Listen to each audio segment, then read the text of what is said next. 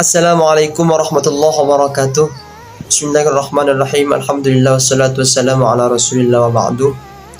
Alhamdulillah, dalam kesempatan yang berbahagia ini kami bisa berkesempatan untuk sedikit menjelaskan tentang salah satu ilmu penting dalam ulumul hadis, yaitu ilmu rijalul hadis, di mana ilmu ini adalah salah satu ilmu yang sangat penting bagi kita untuk mempelajarinya, utamanya saat kita ingin mengetahui dan mempelajari tentang ilmu-ilmu hadis. Utamanya saat kita ingin mengetahui tentang seorang rawi atau seorang yang menyampaikan hadis, mulai Rasulullah hingga sampai pada kita semuanya.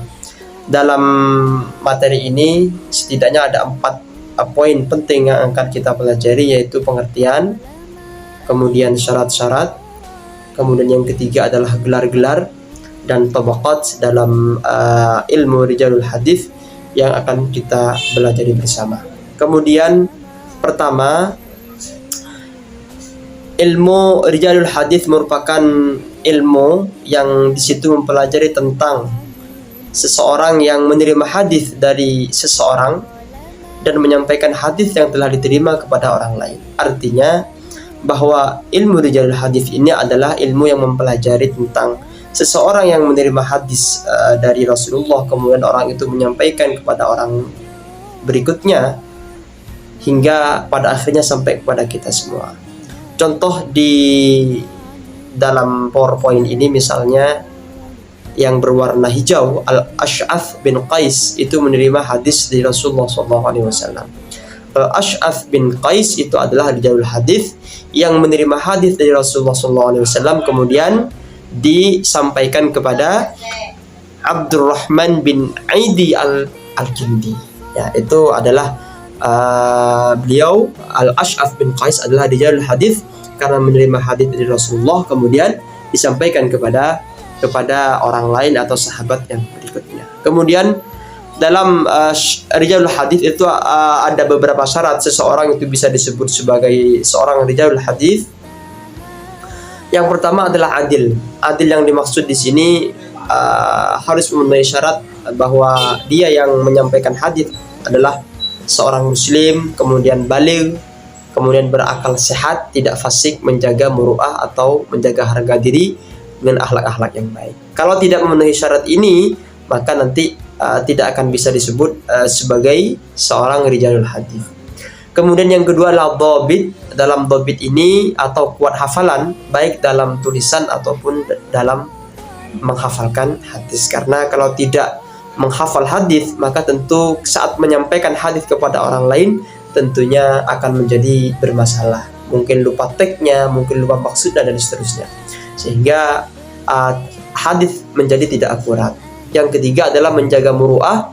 Muru'ah yang dimaksud di sini adalah seorang rijalul hadis selain adil dan dhabit, maka dia juga harus memiliki akhlak dan etika yang baik pada dirinya sendiri, kepada orang lain, kepada gurunya dan lain sebagainya, sehingga mereka dipercaya bahwa mereka benar-benar seseorang yang menyampaikan hadis atau menerima hadis dari Rasulullah SAW dan dipercaya oleh orang lain sebagai orang yang akan menyampaikan hadis. Kemudian berikutnya, dalam ilmu rijalul hadis itu ada beberapa orang yang mendapatkan gelar secara khusus. Misalnya yang pertama di situ ada al-musnid. Al-musnid itu bisa juga disebut dengan talibul hadis, mubtadi, orang yang baru belajar hadis, kemudian dan juga rawi juga masuk di al-musnid ini.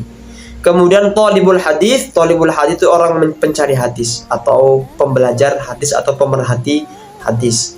Kemudian yang berikutnya al-hafidh. Al-hafidh ini secara singkat sebetulnya bisa kita berikan pengertian bahwa al-hafidh, gelar al-hafidh ini orang yang mampu menghafal hadis lebih dari 100.000 hadis. Misalnya seperti Ibnu Hajar al-Asqalani al-hafidh. Jadi kalau kita sering mendengar jadi al-hafidh Ibnu Hajar al-Asqalani karena beliau mampu menghafal lebih dari 100 hadis. Dan al-hafidh ini banyak beberapa ulama yang menyamakan dengan al-muhaddits, walaupun al-muhaddits itu sebetulnya kualitas atau kuantitas hafal hadisnya itu lebih rendah daripada al-hafidh ya. Jadi 100 ke bawah, 100 hampir 100 itu sudah masuk di al-muhaddits ya. Di antara imam yang mampu menghafal 100 hadis itulah seperti Imam Zabidi. Kemudian berikutnya ada Al-Hujjah yang mampu menghafal 300.000 hadis seperti Abdullah ibnu Amr, dan berikutnya ada Al-Hakim yang di atasnya mampu hafal lebih dari 300 hadis seperti Imam Malik dan Imam Syafi'i. Kemudian yang berikutnya ada Amirul Mukminin fil Hadis. Itu adalah sahabat-sahabat yang menyampaikan hadis, meriwayatkan hadis secara dirayah seperti Imam Bukhari. Kemudian yang berikutnya tabaqat. Tabaqat itu bisa kita disebut sebagai suatu kaum atau kelompok orang atau sahabat atau tabi'in atau atba' tabi'in maksudnya, yang hidup dalam satu masa dan memiliki keserupaan dalam umur dan sanad. Misalnya umurnya sama, belajar hadisnya sama, seumuran, kemudian sanadnya juga mirip, jadi guru-gurunya sampai ke atas itu mirip, sehingga disebut nanti tabaqat. Misalnya setelah Rasulullah itu ada tabaqat namanya sahabat. Jadi sahabat itu adalah orang yang bertemu dengan Rasulullah, orang yang semasa dengan Rasulullah walaupun tidak bertemu dengan Rasulullah tetapi Islam. Ya, itu nanti ada beberapa sahabat yang masuk dalam tabaqat ini. Ada beberapa perawi hadis atau rijalul hadis yang masuk dalam kategori sahabat. Kemudian berikutnya ada tabi'in, tingkatan kedua yaitu orang yang menerima hadis dari sahabat atau orang yang menerima dari Nabi seperti Tawus atau Mujahid, seperti Sa'ad bin al-Musayyab dan lain-lain, itu masuk tabaqat tabi'in. Ada tabaqat berikutnya atba' tabi'in atau tabi'in, tingkatan ketiga yang merupakan generasi sanad ketiga. Mereka menerima hadis dari atba' tabi'in, dari tabi'in, kemudian disebut dengan pengikut para tabi'in seperti Amir bin Abdullah, Syadik dan lain-lain. Kemudian berikutnya Syekh Rawi, yang tingkatan berikutnya adalah tingkatan keempat, yaitu generasi sanad yang keempat setelah Nabi.